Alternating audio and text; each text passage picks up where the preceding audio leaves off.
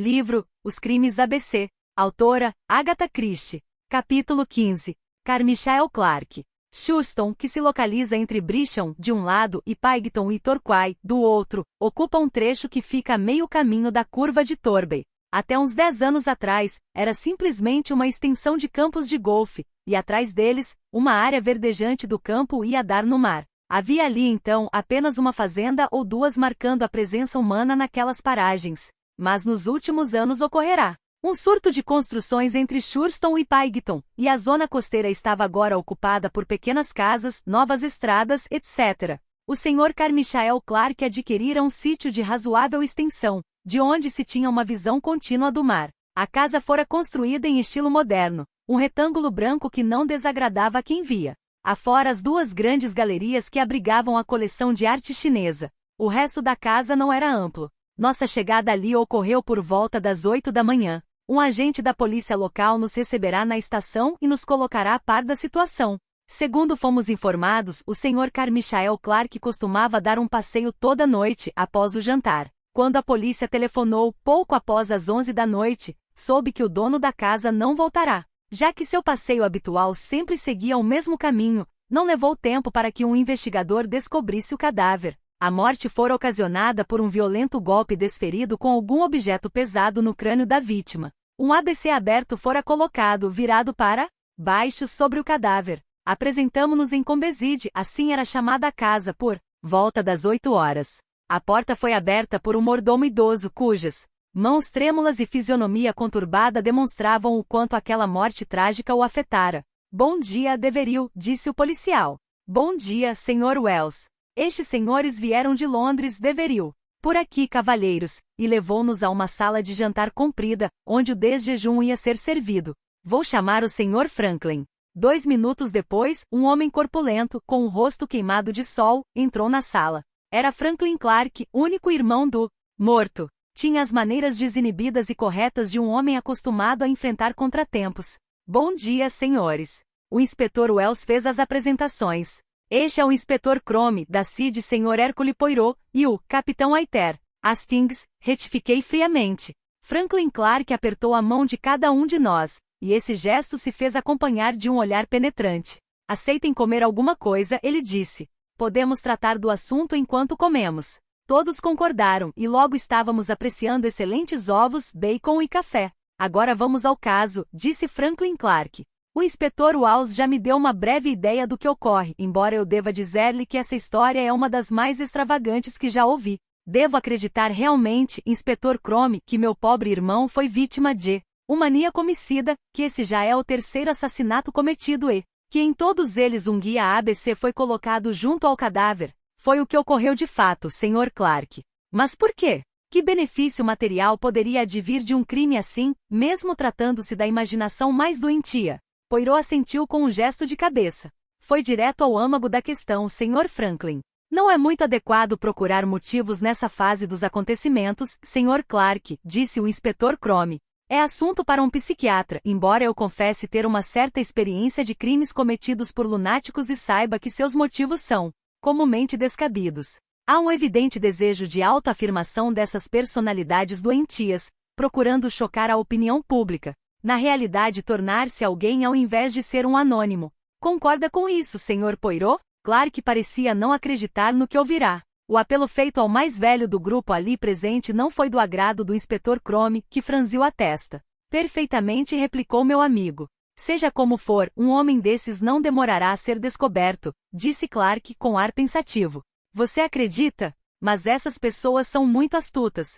E deve saber que um tipo assim exibe comumente os mesmos traços distintivos de outras pessoas. Ele pertence a essa classe de criaturas que passam em branco, ignoradas, ou então são objeto de riso. Gostaria que me desse algumas informações concretas, Sr. Clark, disse Crome, interrompendo a conversa. Pois não. Seu irmão estava bem disposto e com aparência normal. Ontem, não recebeu nenhuma carta inesperada? Ou nada que viesse a perturbá-lo? Não. Eu diria que estava com sua disposição de ânimo costumeira. Nem inquieto ou preocupado de algum modo? Desculpe, inspetor. Eu não quis dizer isso. Estar agitado e preocupado era o estado normal de meu pobre irmão. E por que vivia assim? O senhor certamente ignora que minha cunhada, Lady Clark, Está muito doente. Para ser franco, ela sofre de uma forma de câncer incurável, e está com seus dias praticamente contados. Sua doença afligiu profundamente meu irmão, vindo do leste não faz muito tempo. Senti-me impressionado com a mudança que se operou em meu irmão. Poirot interpôs outra indagação. Suponhamos, Sr. Clark, que seu irmão tivesse sido encontrado morto aos pés dos rochedos, ou com um revólver a seu lado. Em que o senhor teria pensado de imediato? Para ser franco, eu concluiria que ele se suicidara, retrucou Clark. De novo, murmurou Poirot. Como? Estava pensando em voz alta. Nada importante. De qualquer modo, não foi suicídio, disse Crome com certa rispidez. Pelo que eu soube, Sr. Clark, era costume de seu irmão dar um pequeno passeio todas as noites, não? Exato. Ele sempre fazia isso. Todas as noites? Bem, desde que não estivesse chovendo, naturalmente. E todos nesta casa sabiam desse hábito do Sr. Carmichael? Naturalmente. E quanto aos de fora? Não percebo bem a quem o senhor se refere com essa expressão. O jardineiro, por exemplo, poderia estar a par desses giros, mas não posso afirmar. E no povoado? Para sermos precisos, não há o que se poderia chamar de povoado aqui. Há uma agência de correio e chalés em Churston Ferrers, mas nenhuma vila ou lojas. Suponho que a presença de um estranho rondando este lugar seria logo notada, não? Pelo contrário, no mês de agosto, este recanto do mundo fervilha de estranhos. Eles chegam todos os dias de Brisham, Torquay e Paigton de carro, ônibus ou a pé. Broad Sands que se pode avistar daqui, ele apontou pela janela. É uma praia muito popular, assim como a enseada de Albury, bem conhecida por sua beleza natural, e as pessoas vão fazer piqueniques ali. Bem que gostaria que não viessem. Não tem ideia de como é belo e calmo este lugar em junho e no início de julho. Então não acha que um estranho seria notado? Não, a menos que parecesse, bem, fora do normal. Nosso homem não deve se apresentar assim, disse Crome, com ar de quem tem plena certeza do que diz. O senhor compreende aonde quero chegar. Esse indivíduo deve ter andado por aí observando e descobriu que o Sr. Carmichael costumava dar um passeio à noite. Imagino, assim, que um estranho talvez tivesse vindo a esta casa ontem, para ver seu irmão, o Sr. Clark. Que eu saiba não, mas podemos perguntar a Deveril. Clark tocou a sineta e quando o mordomo apareceu fez a pergunta. Não, senhor, ninguém veio falar com o patrão. E não vi nenhum estranho rondando a casa. Os criados também não viram, pois eu lhes perguntei. O mordomo esperou um instante, então perguntou. É só, senhor? Sim, Deveril, pode ir. O mordomo afastou-se, mas ao chegar à porta da sala, recuou ligeiramente para dar passagem a uma moça. Franklin Clark levantou-se assim que a viu aproximar-se. É a senhorita Grace, senhores. A secretária de meu falecido irmão. Minha atenção foi logo despertada pela extraordinária beleza nórdica da jovem. Ela tinha aquele tom indefinível, quase transparente, de cabelo, os olhos cinzentos e brilhantes, assim como a tez, de uma alvura luminosa, que se encontra entre as norueguesas e suecas. Teria uns 27 anos e parecia ser tão eficiente quanto bonita. Posso ser-lhes útil de algum modo? Indagou ela ao sentar-se. Clark serviu-lhe uma xícara de café, mas ela recusou comer qualquer coisa. A senhorita cuidava da correspondência do Sr. Carmichael? Indagou Crome. Sim. E ele nunca recebeu uma ou mais cartas assinadas ABC? ABC? E fez uma negativa com a cabeça. Não, estou certa que não. E não disse ter visto alguém a observá-lo durante seus passeios noturnos nos últimos dias? Não. Ele nunca mencionou nada assim. A senhorita não chegou a notar nenhum estranho pelas imediações desta casa? Que estivesse espreitando a casa, não. Naturalmente, há uma porção de gente vagueando por aí, digamos assim, nesta época do ano. Muitas vezes encontramos pessoas caminhando sem um objetivo definido pelos campos de golfe ou mais abaixo, em direção à praia. De certo modo, todas as pessoas que vemos nesta época de verão são praticamente estranhas aqui. Poirot assentiu com a cabeça, pensativo.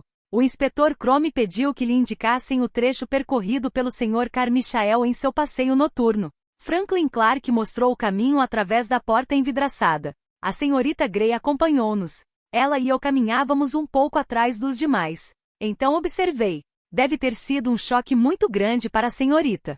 Ainda custo a acreditar que tenha acontecido. Já subira para o meu quarto ontem à noite quando telefonaram da delegacia de polícia. Escutei vozes lá embaixo, e então resolvi descer para saber do que se tratava. Deveril e o Sr. Clark estavam lá fora com lanternas. A que horas o Sr. Carmichael costumava voltar de seu passeio? Por volta das 15 para as 10. Ele costumava entrar sem bater por uma porta lateral e algumas vezes ia direto para a cama, ou então à galeria onde estão suas coleções.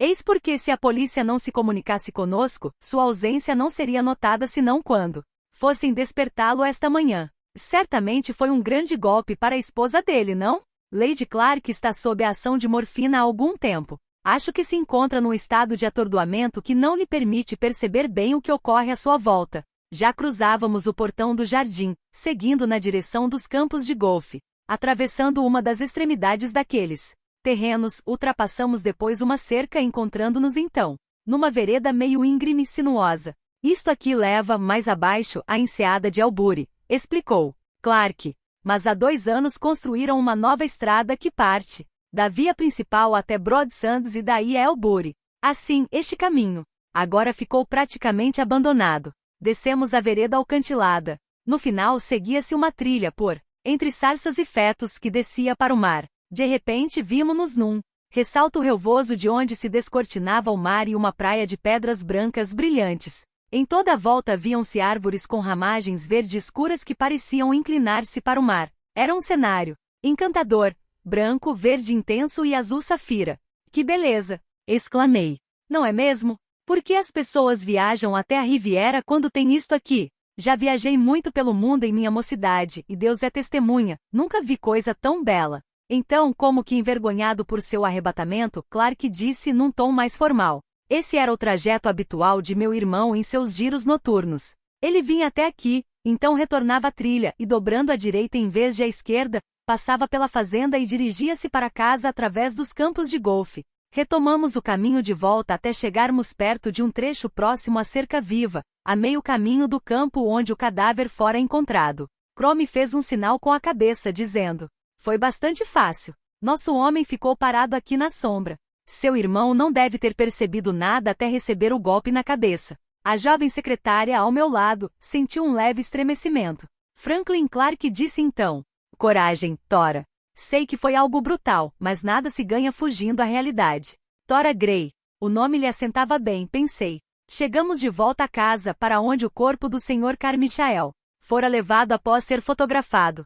Subíamos a escadaria que levava aos quartos quando o médico saiu de um deles com uma maleta preta na mão. Alguma coisa para nós, doutor?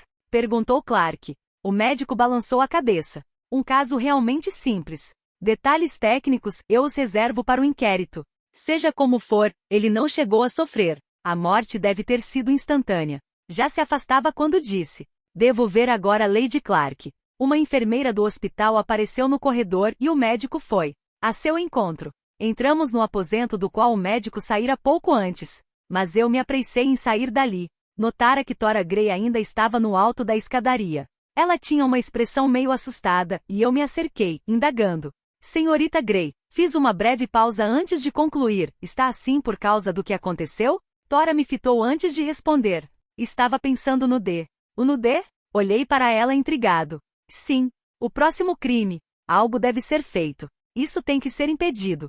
Clark saíra do quarto depois de mim e perguntou: o que deve ser impedido, Tora? Esses crimes horríveis. Ah, sim.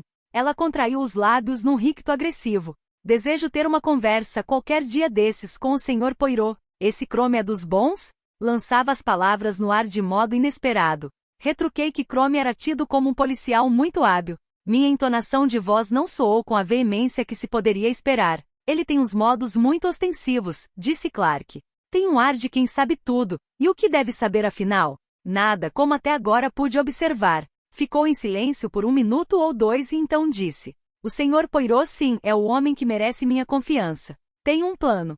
Mas conversaremos sobre isso mais tarde. Clark afastou-se, indo bater na mesma porta pela qual o médico entrará. Hesitei um instante antes de retomar a conversa com Tora Gray. Ela estava parada, olhando para a porta em frente. Em que está pensando, senhorita Gray? Ela se voltou para mim, retrucando. Estava imaginando onde ele se encontra agora, o assassino. Quero dizer, não faz nem 12 horas que aquilo aconteceu. Ah, será que não há nenhum verdadeiro clarividente que possa saber onde ele está agora e o que se dispõe a fazer? A polícia está investigando. Comecei a dizer. Minhas palavras corriqueiras romperam o encantamento. E Tora Gray voltou à realidade. Sim, disse ela então. É claro. Desceu a escada devagar. Fiquei imóvel um instante, refletindo sobre o que ela dissera. ABC? Onde estaria ele agora?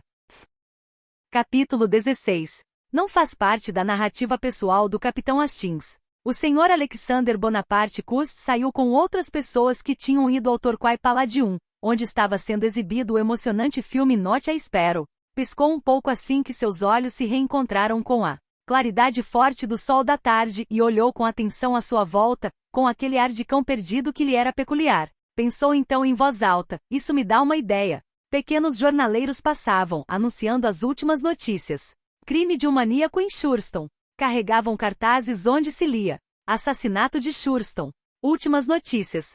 O Sr. Cust remexeu no bolso, tirou uma moeda e comprou um exemplar, mas não o abriu logo. Entrando no Prince's Gardens, caminhou lentamente até um banco em frente ao ancoradouro de Torquay. Sentou-se então e abriu o jornal. Percorreu com o olhar as manchetes. Carmichael Clark assassinado. Terrível tragédia em Shurston. Obra de um maníaco homicida. E logo abaixo lia-se: há apenas um mês a Inglaterra se viu surpreendida e chocada pelo assassinato de uma jovem Elizabeth Barnard em Beshil. Recorde-se que um guia de trens ABC figurou nesse caso. E outro exemplar do ABC foi encontrado junto ao corpo do Sr. Carmichael Clark, o que leva a polícia a crer que os dois crimes foram cometidos pela mesma pessoa.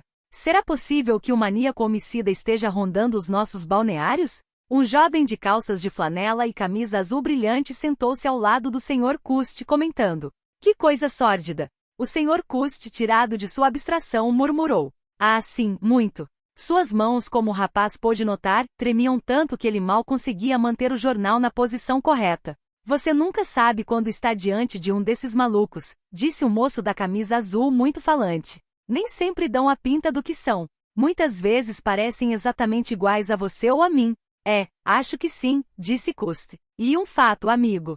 Muitas vezes é a guerra que os deixa desequilibrados, nunca voltam a ser o que eram. Eu acho que tem razão. Nunca suportei as guerras, disse o jovem. Seu companheiro de banco fitou-o retrucando. Também não suporto a peste, a encefalite, a fome e o câncer. Mas o fato é que acontecem. A guerra pode ser evitada, disse o outro com convicção. O Sr. Cust riu demoradamente. O rapaz olhou-o meio suspicaz. E pensou: esse sujeito parece meio gira. Mas acabou dizendo: sinto, senhor, já vi que esteve na guerra. Estive, disse Cust. E ela me perturbou. Desde então minha cabeça não anda muito bem. Ela dói, sabe? Dores terríveis. Ah, lamento muito, murmurou o rapaz, embaraçado. Certas vezes nem sei o que estou fazendo. É mesmo? Bem, tenho que ir, disse o jovem, e afastou-se apressadamente. Sabia como era maçante as pessoas começarem a falar de suas doenças. O Sr. Cust continuou a ler e reler o jornal. Pessoas iam e vinham passando por ele. Muitas falavam sobre o assassinato de Shurston. Que coisa horrível. Acho que tem algo a ver com os chineses. A garota da outra vez não era garçonete de uma lanchonete chinesa? Na verdade foi no campo de golfe. Ouvi dizer que foi na praia. E querida, nós tomamos nosso chá em Albury ainda ontem. A polícia está certa de agarrá-lo. Dizem que será preso a qualquer momento. É quase certo que ele esteja em Torquay, que outra mulher venha a ser assassinada. O Sr. Cust dobrou o jornal cuidadosamente e deixou-o sobre o banco. Então levantou-se e caminhou calmamente em direção ao centro da cidade. Algumas mocinhas passaram por ele, garotas de branco, rosa e azul, de vestidos leves de verão, saídas de praia e bermudas. Riam com expressão maliciosa. Avaliavam com o olhar os homens que passavam pela calçada. Nenhuma daquelas garotas olhou um segundo que fosse para o Sr. Cust. Ele se sentou na mesinha de calçada de um bar e pediu chá e creme de Devonshire ao garçom. Capítulo 17. Encontro marcado. Com o assassinato de Sir Carmichael Clark, o mistério ABC alcançou grande destaque. O assunto monopolizava o noticiário dos jornais.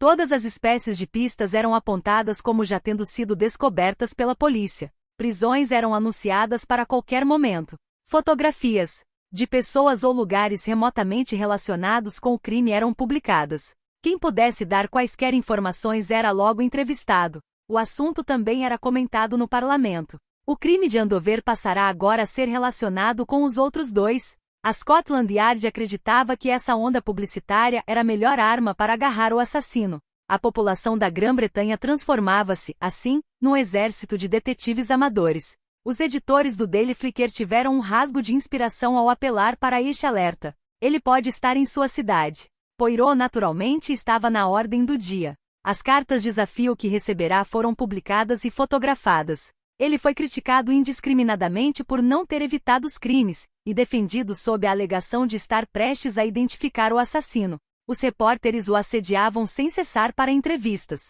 Declarações do Sr. Poirot feitas hoje. E a seguir vinha meia coluna de imbecilidades.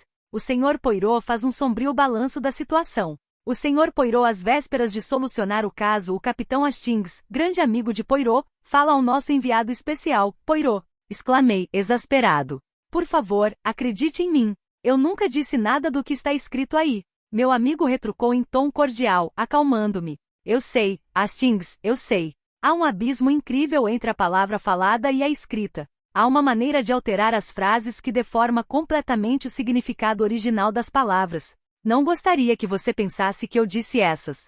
Não deve se preocupar. Tudo isso não tem a mínima importância. E mesmo essas tolices devem ser de alguma ajuda. Como? Bem, disse Poirot sério. Se nosso homem ler minhas supostas declarações ao Daily Flickr, publicadas hoje, deve perder todo o receio por mim como adversário. Estou talvez dando a impressão de que nada de positivo estava sendo feito no terreno das investigações.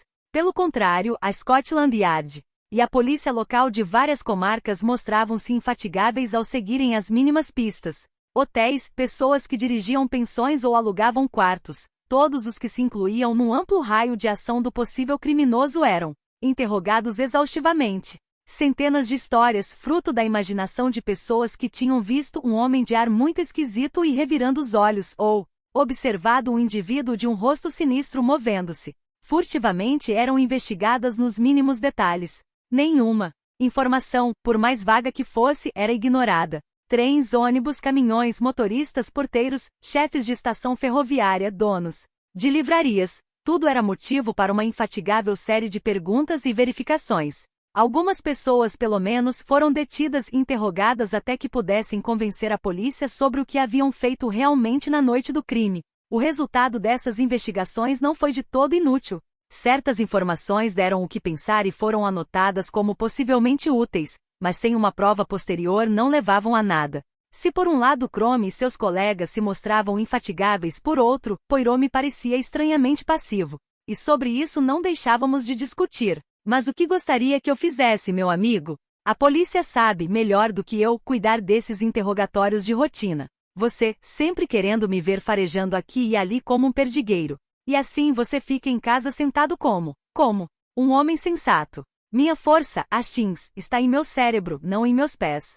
Durante todo esse tempo em que você me imagina ocioso, estou refletindo. Refletindo? Exclamei. Aí é hora para reflexões? Sim, 1.000.000 de vezes sim. Mas que poderá ganhar por meio de meditação. Você conhece de cor e salteado os fatos relativos a esses 3 crimes. Não é sobre os fatos que estou refletindo, mas sobre a mentalidade do assassino. A mente de um louco.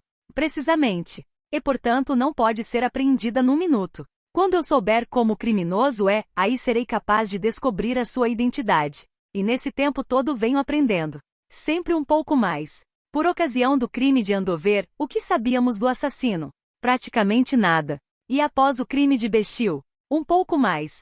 E mais ainda depois do crime de Churston. Começo a perceber não o que você gostaria que eu visse, isto é, o esboço de um rosto e um corpo, mas os traços de uma personalidade. Uma mente que age e se orienta em certas direções definidas. Após o próximo crime.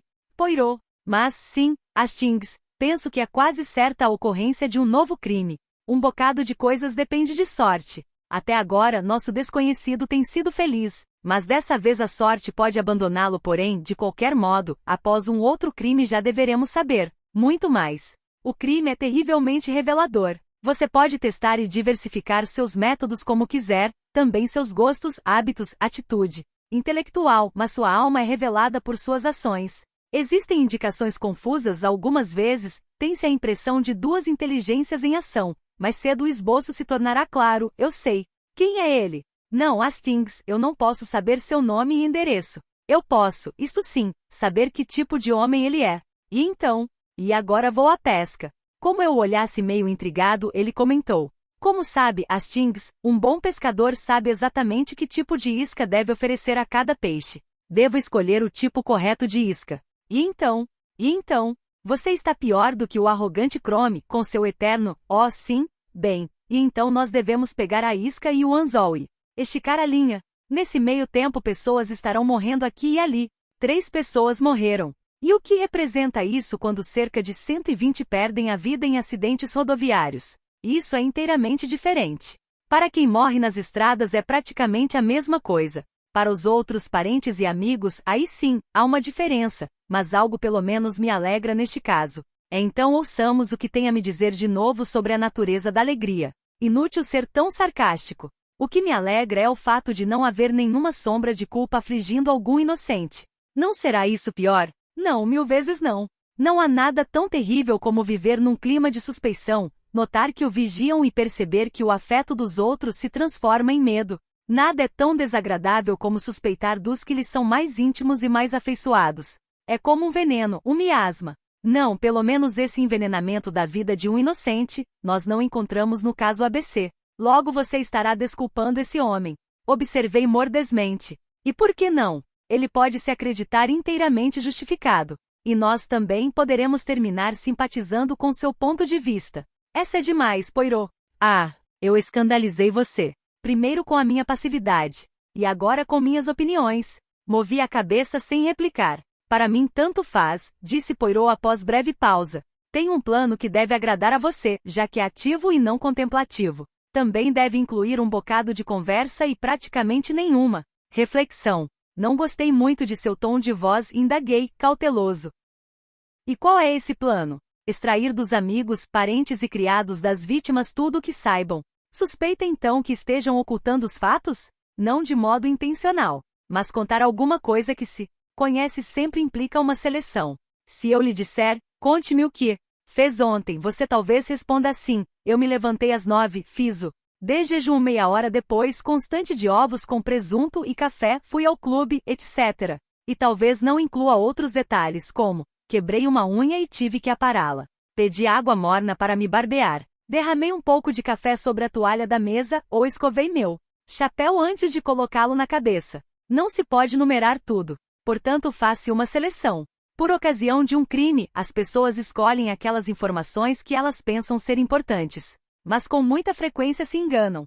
E como se faz para obter as informações certas? Simplesmente como disse há pouco por meio de uma conversa. Falando. Ao se comentar um certo incidente, ou discutir sobre certa pessoa ou determinado dia com insistência, detalhes extras acabam por surgir. Que tipo de detalhes? Naturalmente aquilo que ainda não se conhecia ou não se esperava descobrir. Mas muito tempo já se passou até agora para que as coisas comuns reassumam seu valor. É um desafio a todas as leis matemáticas que em 3 casos de assassinato não haja nenhum simples fato ou declaração que traga alguma luz sobre o assunto. Algum incidente trivial, alguma observação corriqueira que possa servir como indicador. É como procurar uma agulha num palheiro, claro. Mas que no palheiro tem uma agulha, disso estou convencido. A questão me parecia muito vaga e confusa. Você não percebeu ainda? Então sua intuição não é tão viva como a de uma simples e jovem camareira. E Poirot me entregou uma carta. Estava escrita com clareza com uma letra inclinada de colegial.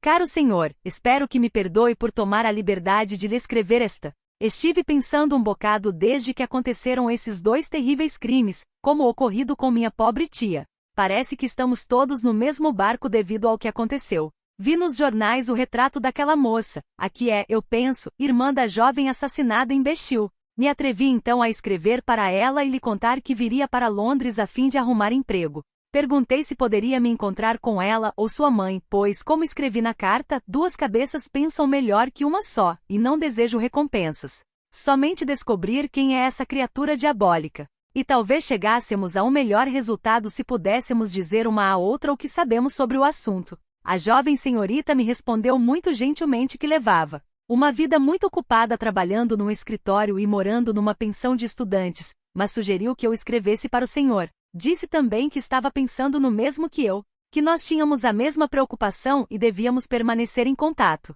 Assim, estou escrevendo agora para o senhor, para dizer-lhe que vim para Londres e lhe dar meu endereço, esperando que não tenha vindo incomodá-lo com esta carta, respeitosamente. Mary Draver. Mary Draver é uma garota muito inteligente, disse Poirot, e então tirou do bolso outra carta. A lei é isto, disse. Eram umas breves linhas de Franklin Clarke, explicando que viera a Londres e desejava conversar com Poirot no dia seguinte, caso fosse possível. Portanto, não se desespere, meu amigo. A ação vai começar, disse Poirot. Capítulo 18. Poirot faz um discurso. Franklin Clarke chegou às 3 da tarde seguinte e logo que entrou foi direto ao assunto, sem mais rodeios. Senhor Poirot, eu não estou satisfeito. Não, Senhor Clarke? Não duvido que Crome seja um policial muito eficiente, mas francamente ele me irrita. Aquela sua pose de quem sabe tudo melhor que os outros. Eu disse algo sobre um plano que tinha em mente a esse seu amigo quando os senhores estiveram em Shurston. Mas tive que pôr em ordem os negócios de meu falecido irmão e só agora vim a dispor de algum tempo. A minha opinião, Sr. Poirot, é que não devemos ficar de braços cruzados deixando o tempo passar. Justamente o que Hastings dizia há pouco. Mas ir em frente com a questão. Devemos estar prevenidos para o próximo crime. Então acha que haverá um novo crime? Não pensa assim? Certamente. Muito bem, então. Espero ver tudo organizado. Pode me dizer com exatidão qual o seu plano? Proponho, Sr. Poirot, uma espécie de grupo especial, que haja sob suas ordens e seja composto de amigos e parentes das pessoas assassinadas. Uma boa ideia. Fico contente que a aprove. Associando nossos cérebros, sinto que conseguiremos algo. E também quando o próximo aviso chegar, estando de olhos bem abertos, um de nós talvez possa conhecer alguma pessoa que tenha estado próximo da cena de um dos crimes precedentes.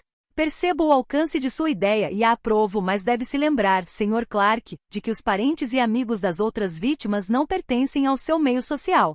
São todos empregados e embora gozem de umas curtas férias. Franklin Clarke atalhou. Bem observado. Sou a única pessoa em condições ideais de disponibilidade para tal tarefa. Não que pessoalmente eu seja muito abastado, mas meu irmão era rico e com sua morte, naturalmente herdarei seus bens. Assim proponho organizar o que chamaria de uma legião especial. Seus membros receberiam por seus serviços o mesmo valor de seus salários habituais, além, naturalmente, de uma quantia para gastos adicionais. E quem, a seu ver, deve formar essa legião? Estive pensando nisso. Para começar, escrevi a senhorita Megan Barnard. Na verdade, a ideia em parte é dela. Sugiro, além de mim, a senhorita Barnard, o senhor Donald Fraser, que era noivo da mocinha assassinada. Há ainda uma sobrinha da velha senhora de Andover, cujo endereço a senhorita Barnard sabe. Não acho que o marido da tal senhora de Andover nos sirva, soube que vive embriagado. Pensei. Também nos pais de Betty Barnard, mas são bastante idosos para o serviço ativo. Alguém mais? Bem, a senhorita Gray. Clarke enrubesceu ligeiramente, ao pronunciar o nome da moça. A senhorita Gray. Ninguém melhor do que Poirot conseguiria sugerir uma ponta de ironia em tão poucas palavras. Franklin Clarke parecia ter agora 30 anos a menos. Sua expressão era a de um estudante encabulado. Sim, o senhor sabe, a senhorita Gray trabalhou para meu irmão nesses 2 últimos anos. Ela conhece bem a região, as pessoas das redondezas e tudo mais. Estive ausente por 1 ano e meio. Poirot compreendeu o embaraço do outro e mudou de assunto. Esteve no Oriente, não? Na China? Sim. Estava, por assim dizer, incumbido de comprar objetos raros para meu irmão. Deve ter sido uma atividade muito interessante. Bem, senhor. Clarke, aprovo com louvor sua ideia. Estive dizendo a Hastings, ainda ontem, que era necessário uma reconciliação das pessoas relacionadas com o caso. É preciso reunir e explorar lembranças, comparar observações e dados. Enfim, conversar sobre coisas passadas, falar e tornar a falar dessas coisas. De uma simples e inocente frase pode brotar um esclarecimento. Alguns dias depois, a legião especial reunia-se no apartamento de Poirot. Assim que todos se sentaram, olhando com ar obediente para Poirot, que ocupava o seu lugar como reitor de uma reunião do corpo docente. Na cabeceira da mesa eu os passei em revista, por assim dizer, confirmando ou retificando as primeiras impressões que deles tivera. As 3 moças eram todas de chamar a atenção. A extraordinária beleza nórdica de Tora Gray, a intensidade do olhar da morena Megan Barnard, com a estranha imobilidade de seu rosto, típica de um pele vermelha. Mary Draver, vestida de maneira simples mas correta, de casaquinho preto e blusa escura, com seu rosto bonito e inteligente. Os 2 homens, Franklin Clarke, cheio de corpo, bronzeado e falante, e Donald Fraser, retraído e quieto, contrastavam entre si de modo bem interessante. Incapaz de resistir naturalmente ao apelo da ocasião, Poirot fez um pequeno discurso. Minhas senhoras e meus senhores, sabem por que estamos aqui reunidos. A polícia está fazendo o máximo que pode para encontrar a pista do criminoso. Eu também faço o mesmo, à minha maneira. Mas me parece que a reunião dos que têm um interesse pessoal no assunto, e também, devo dizer, um conhecimento pessoal das vítimas, poderá chegar a resultados que uma investigação feita por estranhos não conseguiria alcançar. Já tivemos 3 assassinatos, o de uma velha senhora, o de uma jovem e o de um homem já idoso. Somente uma coisa mantém um elo entre essas 3 criaturas, o fato de que foram mortas por uma mesma pessoa. Isso quer dizer que a mesma pessoa esteve presente em 3 localidades diferentes e foi vista necessariamente por muita gente. Não é preciso dizer que se trata de um maníaco em estágio muito avançado de insanidade. Também é igualmente certo que sua aparência e seu comportamento não demonstram tal fato. Essa pessoa, e embora eu me refira a um indivíduo, lembrem-se de que pode ser homem ou mulher, tem todas as diabólicas artimanhas dos loucos. Conseguiu encobrir até agora todos os vestígios de sua passagem. A polícia tem certas pistas vagas, mas nada em que se basear para agir com eficiência. No entanto, deve haver certos indícios que não sejam vagos, mas exatos. Para exemplificar, esse assassino não chegou simplesmente a Bexil à meia-noite e encontrou por acaso na praia uma jovem cujo nome começava por B. Será necessário entrarmos em detalhes? A voz de Donald Fraser tinha uma entonação angustiada. A lembrança da noiva assassinada o levará àquele à parte. É preciso ir ao fundo de tudo, Messier, retrucou Poirot, voltando-se para o rapaz. Está aqui agora não para resguardar seus sentimentos recusando-se a pensar em certos detalhes, mas para ir ao fundo da questão, mesmo que isso o aflija profundamente. Como eu dizia, não foi a chance que propiciou a ABC uma vítima ocasional na pessoa de Beth Barnard. Deve ter havido uma deliberada escolha de sua parte e, por conseguinte, premeditação. Isso quer dizer que ele deve ter reconhecido de antemão o terreno. Sobre certos dados ele já se informara. A melhor hora para cometer o crime em Andover, a cena em Bexil, os hábitos do Sr. Carmichael Clark em Churston.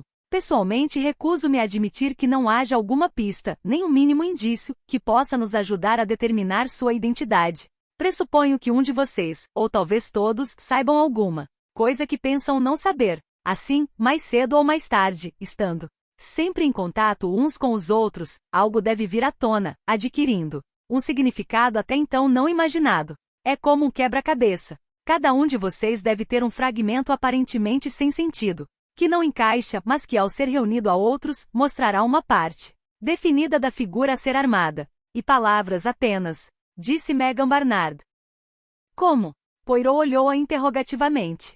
Refiro-me ao que está dizendo. Um simples jogo de palavras. Não quer dizer nada.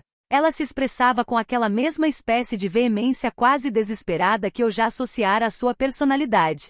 Mademoiselle, as palavras são somente a outra face das ideias. Bem, acho isso bastante razoável, disse Mary Draver. Pense bem, senhorita. Muitas vezes quando estamos falando sobre certas coisas é que parecemos ver com clareza o caminho a seguir. As ideias se aclaram algumas vezes sem que saibamos como isso aconteceu.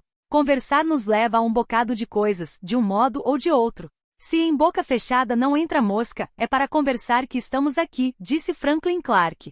Que tem a dizer, Sr. Fraser? Particularmente tenho dúvidas sobre a aplicação na prática do que disse Sr. Poirot. E que pensa disso, Tora? Perguntou Clark. Acho que o hábito de falar sobre coisas passadas é sempre bom.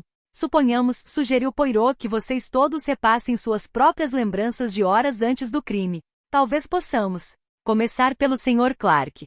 Vejamos, na manhã do dia em que Carr foi morto, eu saíra de barco para pescar. Apanhei 8 cavalas. Estava ótimo lá na baía. Fiz a primeira refeição do dia em casa. Cozido de carneiro com batatas e cebolas, lembro-me. Tirei um cochilo na rede. Tomei chá. Escrevi algumas cartas, selei-as e fui de carro a Paigton para colocá-las no correio. Voltei para almoçar e não me envergonho de dizê-lo, reli um livro de E. Nesby que adorava quando garoto. Então o telefone tocou. Não prossiga. Reflita agora, Sr. Clark, antes de me responder. Encontrou alguém em seu caminho para a praia pela manhã? Um bocado de gente. Pode se lembrar de alguma coisa sobre essas pessoas? E agora não me recordo de nada em especial. Tem certeza? Bem, vejamos. Lembro-me de uma mulher incrivelmente gorda. Usava um vestido de seda listrado, e fiquei pensando por que aqueles 2 garotões estavam com ela. 2 rapazes com um terrier de fox na praia jogando pedrinhas para ele apanhá-las. Ah, sim. Havia uma garota com o cabelo cor de espiga de milho rangendo os dentes enquanto se banhava. É divertido ver como as coisas vão voltando, como uma foto sendo revelada. Tem aí um bom assunto. Agora avancemos um pouco. O senhor está no jardim, dirige-se ao correio. O jardineiro regava as plantas. A caminho do correio vi alguém descer a estrada de bicicleta. Uma mulher imprudente, andando meio tropega e gritando para um amigo. Acho que isso é tudo. Poirot voltou-se para Tora Grey. E a senhorita? Tora Grey respondeu com a sua voz clara, explícita. Cuidei da correspondência com o Sr. Carmichael pela manhã e falei com a governanta. Escrevi cartas e costurei um pouco, à tarde. Bem, é difícil lembrar. Foi um dia comum. Fui me deitar cedo. Para minha surpresa, Poirot não lhe perguntou mais nada. Passou adiante. Senhorita Barnard, pode se lembrar da última vez em que viu sua irmã? Que talvez umas 2 semanas antes de sua morte. Eu viera passar o fim de semana em casa. O tempo estava ótimo. Fomos a Hastings, tomar um banho de piscina. E sobre o que conversaram na maior parte do tempo. Expus a ela minha opinião sincera, dei-lhe conselhos, disse. Meghan. E que mais? Ela conversou sobre o quê? A jovem franziu a testa, buscando recordar-se. Ela me disse que estava dura. Tinha comprado 2 vestidos de verão e um chapéu. E falou um pouco de Dom. Também disse que não gostava de Millie Igley, aquela colega dela da lanchonete, e rimos ao falar da tal Marion, que dirige o negócio. Não me lembro de nada mais. Sua irmã não mencionou nenhum homem, perdoe-me, senhor. Fraser, com quem pretendesse se encontrar? Ela não me diria, retrucou Meghan secamente. Poirot voltou-se para o rapaz de cabelo ruivo e queixo anguloso. Senhor Fraser, desejo que traga suas lembranças à tona. Segundo já me disse, foi à lanchonete naquela infeliz noite. Sua intenção inicial fora esperar ali perto e depois seguir os passos de Betty Barnard, quando ela largasse o serviço. Pode se lembrar de alguém em quem tenha reparado enquanto esperava ali? Um bom número de pessoas passavam pela calçada. Não posso me recordar de nenhuma. Desculpe, mas está tentando se lembrar? Por mais preocupada que a mente esteja, os olhos notam algo de modo mecânico, ininteligível, mas com precisão fotográfica. O rapaz repetiu com obstinação. Não me lembro de ninguém. Poirot suspirou e voltou sua atenção para Mary Draver. Suponho que recebesse cartas de sua tia. Sim, senhor. Quando recebeu a última? Mary pensou um instante antes de responder. 2 dias antes do crime, senhor. E o que ela dizia nessa carta? Que o velho diabo andara por ali e que ela o botara para fora da casa com um rabo entre as pernas, desculpe a expressão, senhor, e que me esperava na quarta-feira, era meu dia de folga, e acrescentou que iríamos ao cinema. Era meu aniversário, senhor. Algo talvez a menção feita àquela modesta comemoração trouxe repentinas lágrimas aos olhos de Mary. Ela conteve um soluço e então pediu desculpas por aquele instante de ternura. Desculpe-me, senhor. Eu não queria agir como uma tola. Não é bom chorar. Só que ao pensar nela, e em mim, esperando cumprir o combinado, isso me perturbou de certo modo, senhor. Sei exatamente como você se sente, disse Franklin Clark. São sempre essas pequenas coisas que nos comovem. Especialmente, algo assim como um passeio ou um presente, tudo muito simples e natural. Recordo-me agora de ter visto certa vez uma mulher vítima de atropelamento. Ela acabará de comprar sapatos novos. Eu a vi caída na rua, e o embrulho aberto a seu lado com aquelas ridículas sandálias de salto alto assomando, e isso me impressionou. Pareciam tão patéticas. Meghan disse com uma súbita veemência. E isso é verdade, terrivelmente verdadeiro. A mesma coisa aconteceu depois que Betty morreu. Mamãe tinha comprado algumas meias para lhe dar de presente, no dia exato em que ocorreu aquilo. Pobre mamãe, ela ficou arrasada. Eu a encontrei chorando e segurando as meias. Não parava de dizer, eu comprei essas meias para Betty. Comprei para Betty, e ela nem pôde vê-las. Sua voz tremeu um pouco. Ela se inclinou para a frente e olhou fixamente para Franklin Clark. Um repentino elo de simpatia os uniu naquele momento, irmanados pelo mesmo problema. Eu sei, disse Clark. Sei muito bem o que é isso. Essas são justamente as coisas mais terríveis de relembrar. Donald Fraser moveu-se na cadeira, pouco à vontade. Tora Grey procurou amenizar o ambiente perguntando. Não estamos tratando de traçar algum plano para o futuro? Naturalmente. Franklin Clark recuperou sua desenvoltura habitual. Acho que quando for a hora, isto é, quando a quarta carta chegar, devemos unir nossas forças. Até lá, talvez cada um de nós deva tentar a sorte de maneira particular. Não sei se há algum ponto a partir do qual o Sr. Poirot pense em encaminhar a investigação. Posso fazer algumas sugestões, disse Poirot. Que ótimo! Eu as anotarei. E tirou do bolso um pequeno bloco. Pode começar, Sr. Poirot. Sugestão A. Acho muito possível que a garçonete Millie Igley saiba de alguma coisa que nos seja útil. A Millie Igley, disse Clark anotando no bloco.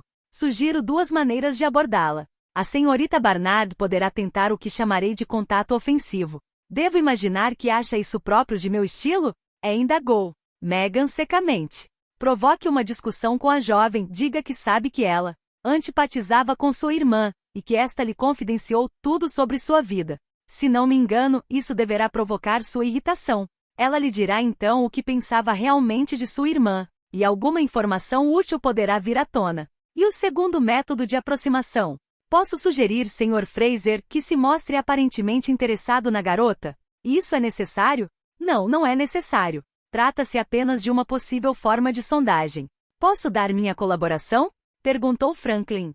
Tenho, ou tive uma boa experiência no assunto, Sr. Poirot. Vejamos o que posso fazer junto a essa jovem.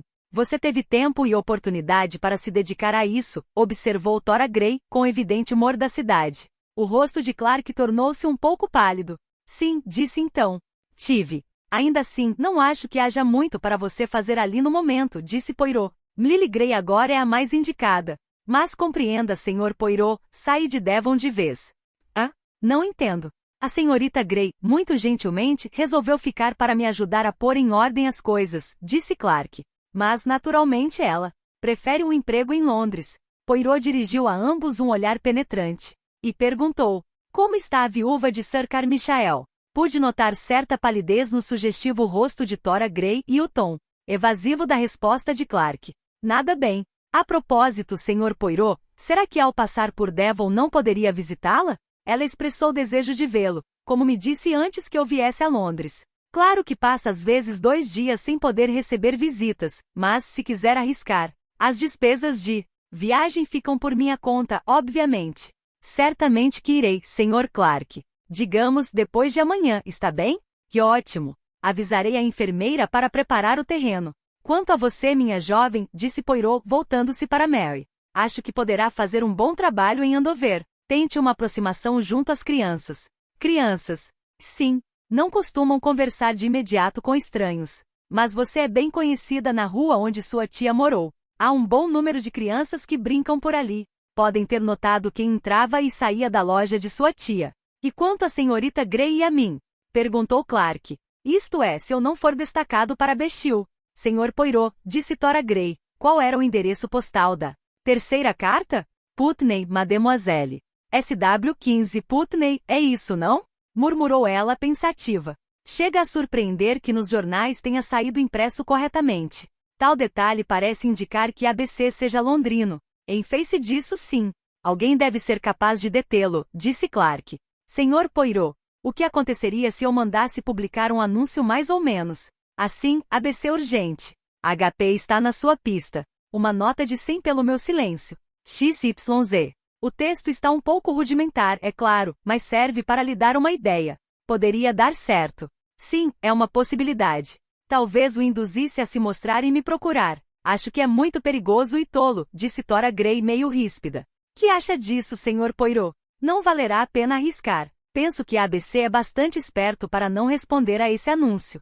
Poirot sorriu de leve ao concluir. Sr. Clark, noto que ainda é, no fundo, digo isso sem intenção de ofendê-lo ou um menino. Franklin Clark olhou-o meio envergonhado. Bem, disse a seguir, consultando seu bloco de anotações. Já temos algo para começar. A. Senhorita Barnard e Millie Igley. B. Sr. Fraser e Senhorita Igley. C. Crianças de Andover. D. Anúncio. Nada disso me parece muito satisfatório, mas já teremos algo para fazer enquanto esperamos.